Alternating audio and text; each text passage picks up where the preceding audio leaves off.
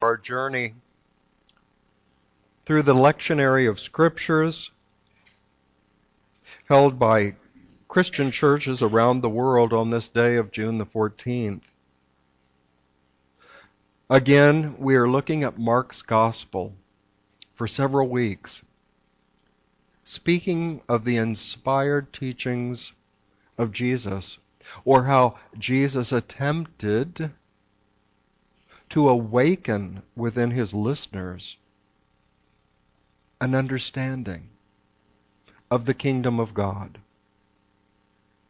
This kingdom of God, or kingdom of the heavens, he described in countless ways. As a matter of fact, that term, according to our written Gospels, that term is the one that Jesus referred to more than any other. This kingdom of God, or of the heavens. The invisible truth that's standing behind all things. He reminded the people, the kingdom of God is in your midst, or in other translations, among you. Here are two very short parables or symbolic stories, something to get you thinking, recorded by Mark. The parable of the growing seed. He also said, this is what the kingdom of God is like. A man scatters seed on the ground, night and day. Whether he sleeps or whether he gets up, the seed sprouts and grows, though he does not know how. All by itself, the soil produces grain. First the stalk, then the head, and then the full kernel in the head. As soon as the grain is ripe, he puts the sickle to it, because the harvest has come. He continues with the parable of the mustard seed. Again he said, what shall I say the kingdom of God is like? Or what parable shall we use to describe it? It is like a mustard seed, which is the smallest of all seeds on earth. Yet when planted, it grows and becomes the largest of all plants in the garden, with such big branches that birds can perch and find shade within it. With many similar parables, Jesus spoke the word to them as much as they could take in. He did not say anything to them without using a parable or symbolic story. But when he was alone with his disciples, he explained everything to them. Thanks be to God for the power of the Word. Well, I can't help but take this opportunity, as a great leader in Unity once told me in Kansas City years ago. I invited her to the lectern to speak, and I was sitting down there, and she went over her time, and she said, well, I'm up here and you're down there, so I'm going to tell another story. Oh, she was a great one. But Lee so inspired me with his comments and the power of our daily word. I just wanted to add one little aspect of freedom. Yes, it is Flag Day, and we celebrate the flag, not necessarily for its particular colors, its stripes and its stars, although some creative genius brought that all together long ago. But when we see a flag of our country, and we can imagine this, the flags of other countries, it stands like the Word does for us in Unity. It is a symbol, a visible image that reminds us of a high ideal.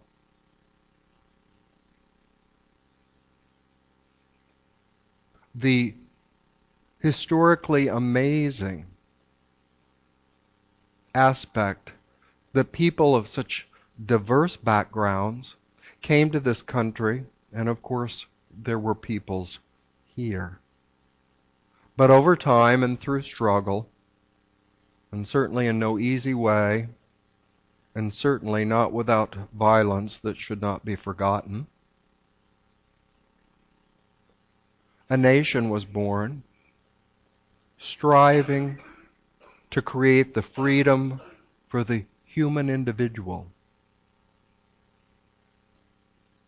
that put meat and power behind our opening song. Lovely as those words are, we have to imbue them with meaning. And I hope you caught the line, let us be what we were made to be. Isn't that our destiny? That's that essence behind the flag, that we may have the opportunity both individually and socially, collectively, not to have a freedom, and this is the way many people use that word, freedom. Well, I'm just free to do whatever I want. That's not freedom. Freedom is this God-given gift, and we have to give it in expression. We have to show it in the world. Freedom is a responsibility, but a great glory to become what we are meant to be. And groups and societies do not always have the range of freedoms that we have. I'll give you an example, and this is not to criticize another country, it's just an observation. Many of you know I lived in Switzerland in the year 2012. And in their form of government and social organization, their government recognizes 3 churches: Roman Catholic, Lutheran, and the Reformed Church. Those 3 have rights that no other religious group has in that country. They are the only ones that can call themselves publicly a church. Therefore, yes, there is a long-standing unity group in that area where I was. They can only be a study group. In German, a Studiengruppe. They cannot be a Kirche, a church. It's not allowed.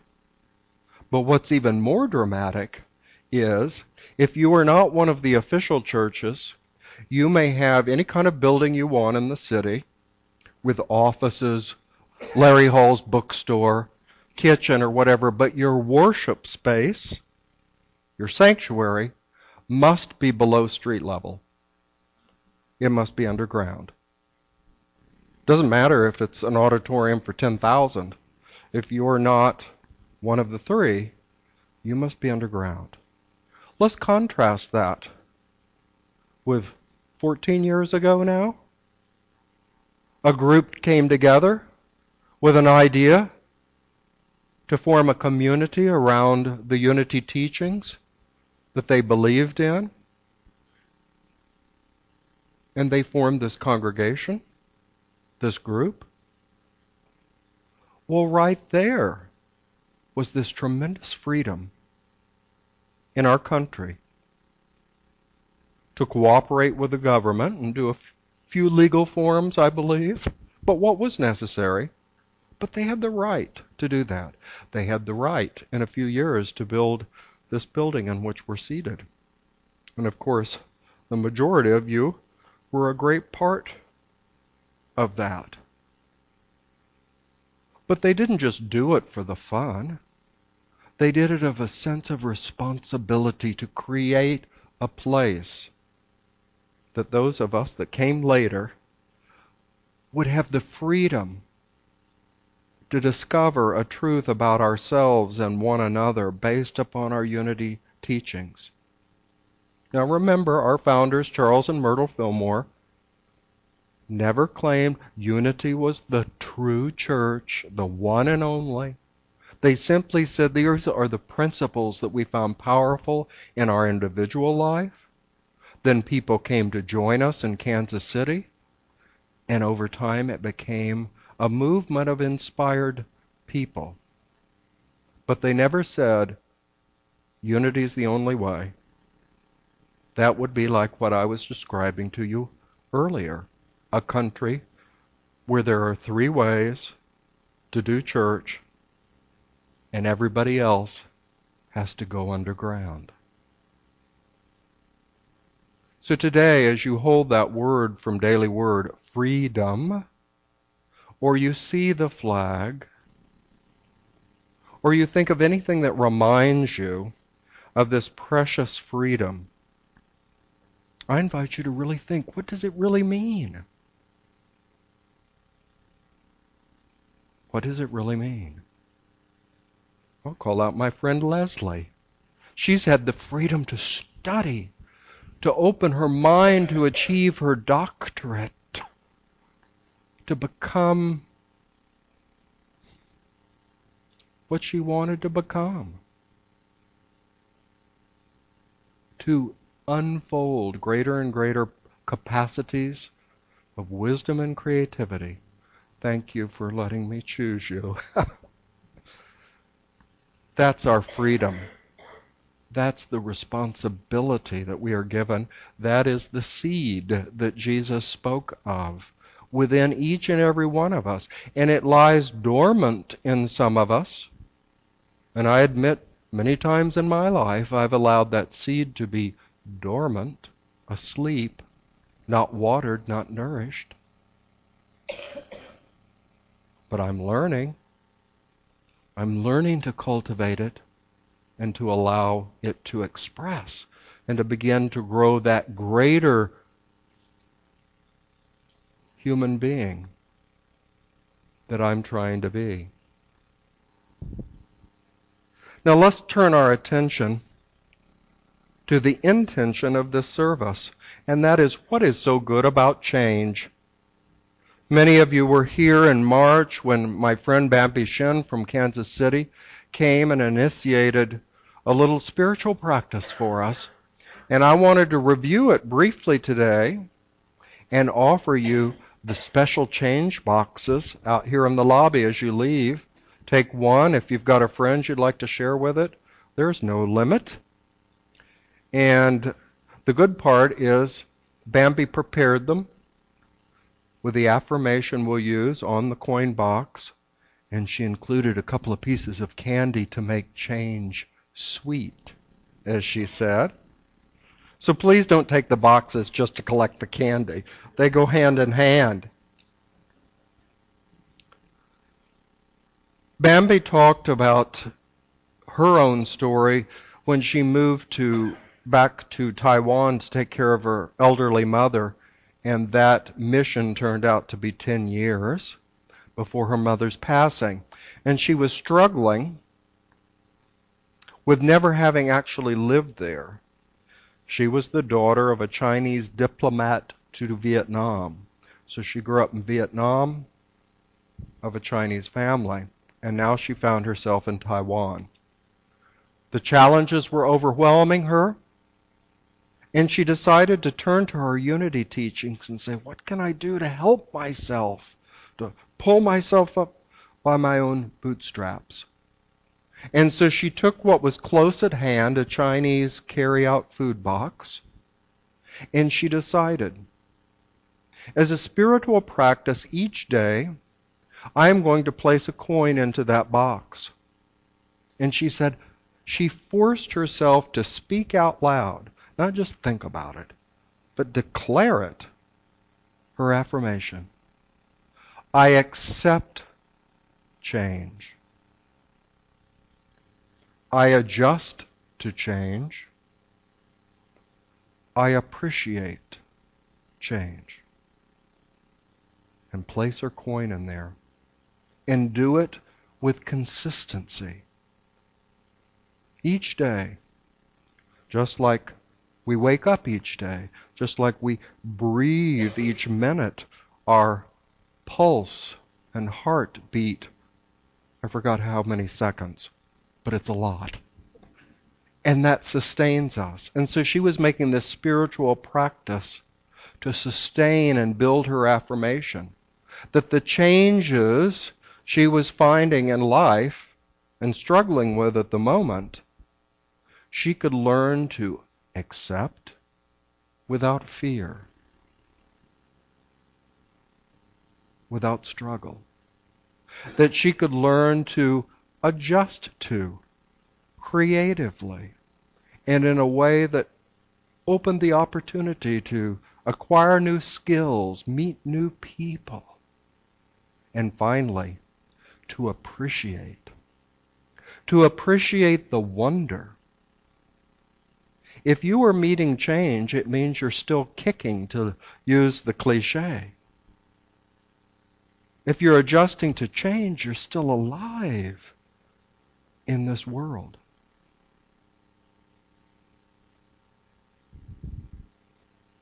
Dr. Rudolf Steiner, I most often refer to,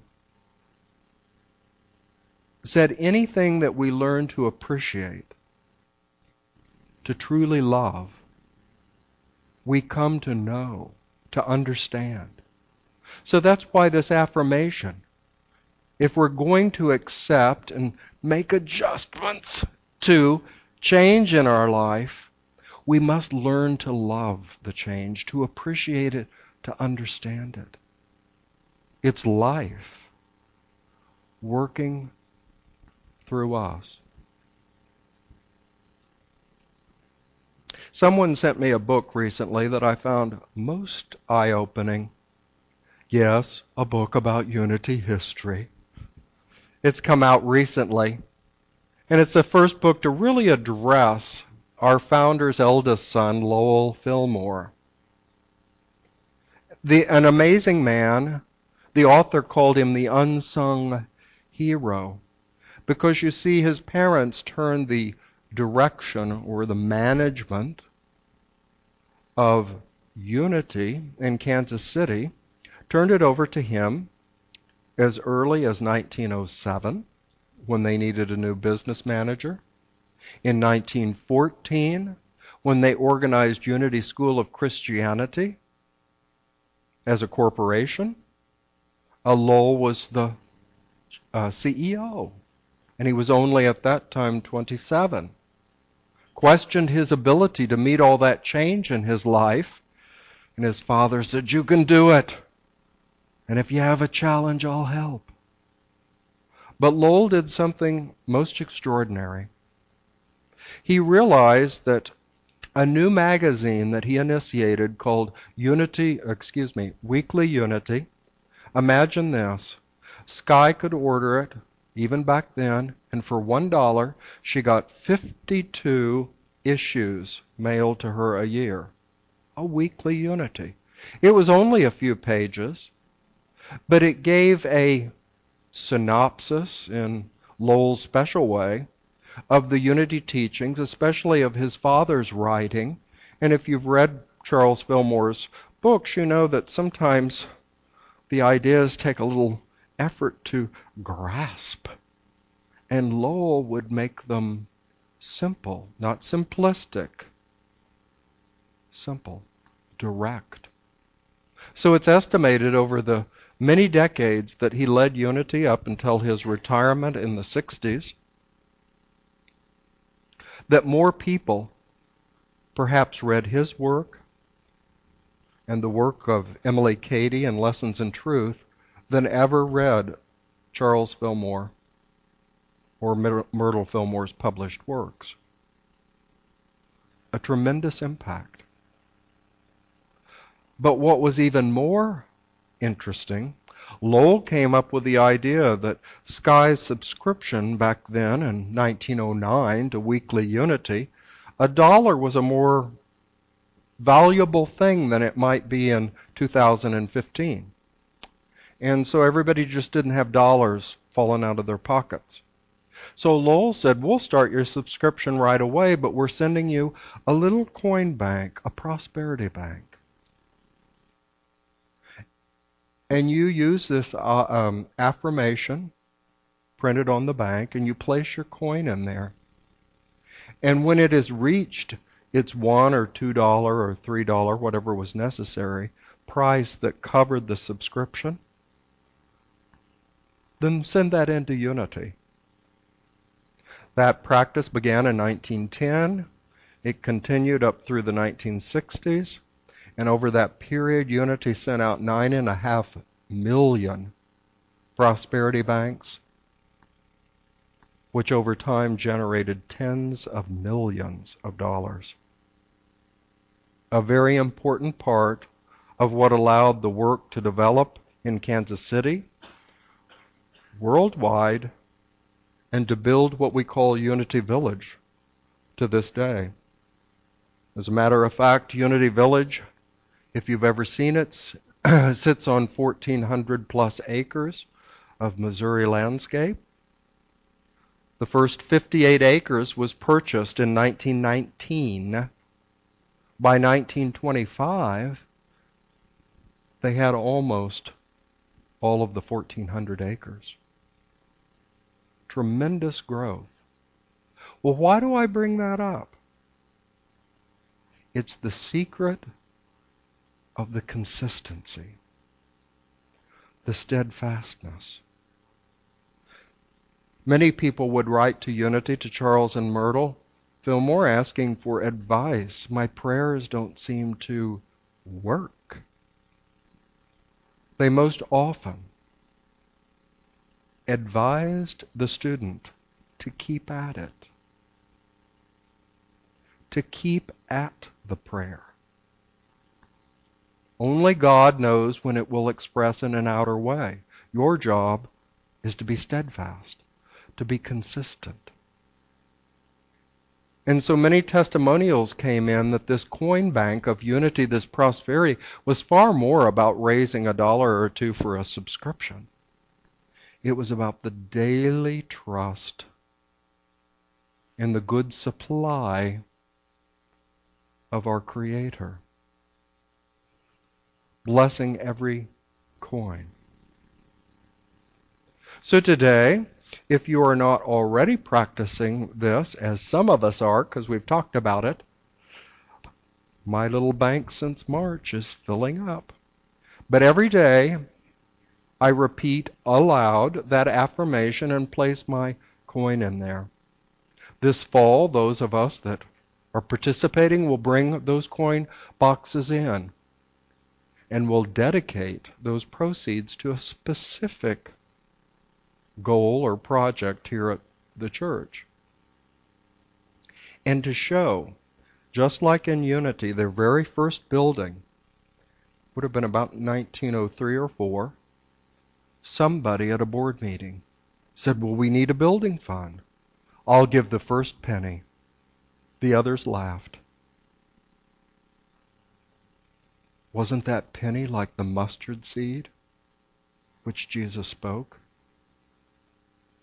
I see something good. I'm going to support it, water it, nourish it. Well, perhaps today you can't write the church a check for $25,000. I can't today. But I can put my faith and my blessing in what I do give. Because I want to nourish this place. I want to celebrate the freedom, the opportunity, the privilege that we have to come together in a unity, a oneness, recognizing the truth within each one of us, a mutual respect. That's a marvelous thing. And at this current time in our world, many people do not have that privilege, at least in an outer way. They can hold the vision inside, but in their outer society they may not have that privilege. So let's honor it. Let's cherish it. And one thing that you can do as part of this community is participate in this box of changes. Take one home today. If you didn't start in March, start again. Or as one person brought me a full box already and said, I need another empty one to fill. But the idea is the daily consistency of holding the truth of God as your infinite supply and is the supply of this ministry.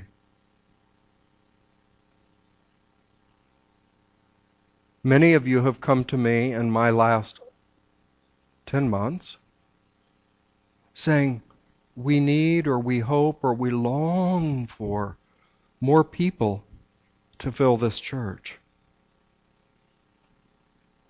The Prosperity Bank that Unity produced under Lowell Fillmore's direction back in the 1930s included instructions, and one that really touched me was the very last one. And it said a person does not attract what they desire.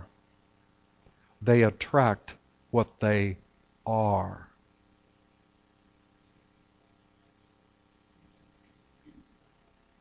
So when we hold this desire for this church to be abundantly full, people standing outside waiting to get in, realize that attractive power does not lie in our desire or our wish. The power is in the consciousness that we hold individually and as a group. I already know because I hear it out in the community and I hear it here. I know the people that come here, they feel honored. They feel appreciated. I just had an email last night from our concert musician from last Friday, Michael O'Shiver, telling me the greatest gift for a musician is to feel appreciated. And twice now he has felt blessed by this church. His music appreciated. His effort to come from Kansas City to us appreciated.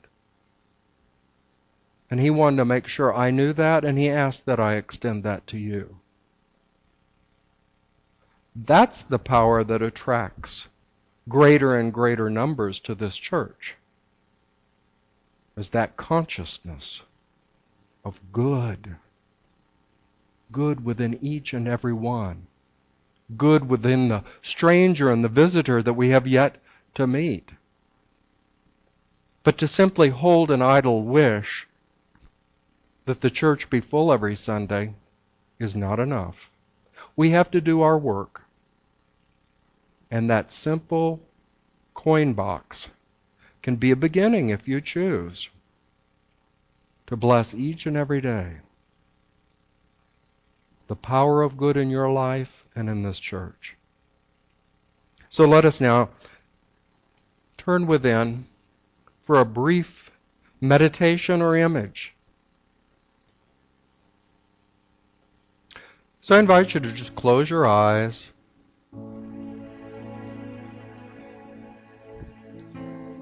Some of us may have an image that an inner guided meditation, such as this, or our own meditative practice, needs to be lengthy.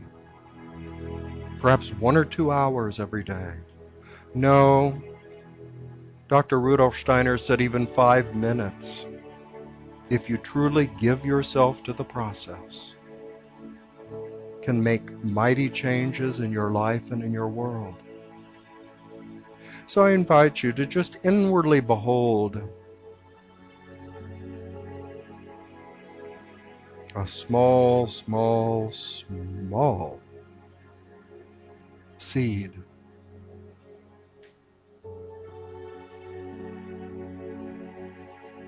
It may look like just a speck.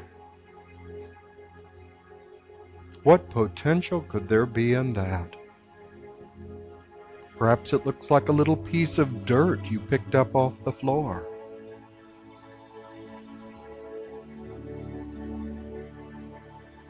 But if you hold in your mind's eye a true seed, a true plant seed, within it, invisible to your physical eye, is life, potential, power. One might even say it's the presence of life, the presence of good, the presence of God.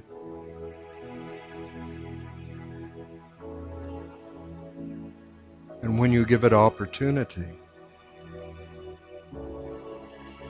You see the power within it with your mind's eye. You say, I'm going to nourish this. I'm going to water it. I'm going to see that it gets light and soil and the things that will support its growth. And God brings forth a wonder, a masterpiece.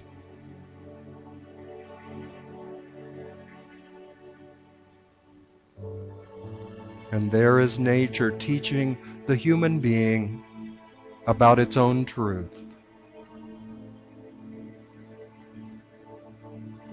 That within us is that same invisible power. As we pay attention to it, honor it, acknowledge it consistently,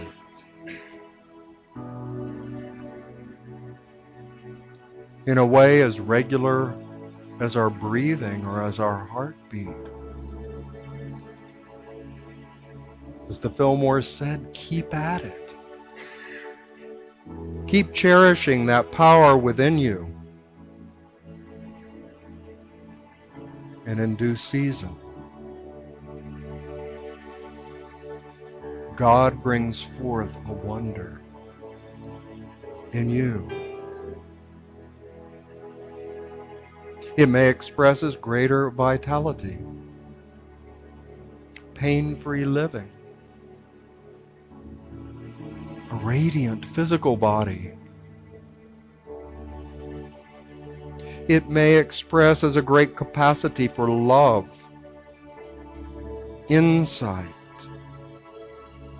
a grasp of truth and beauty.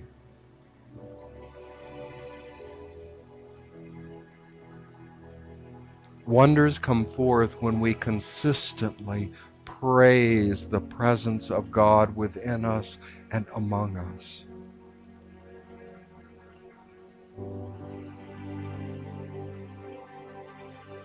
Father, Mother God, we give thanks that you are always and everywhere present.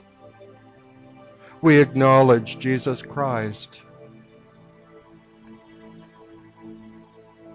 the Christ-inspired Jesus that revealed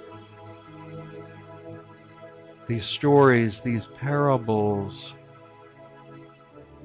these testimonies to the truth of life within every human being, within every child of God. For we are all members of the kingdom.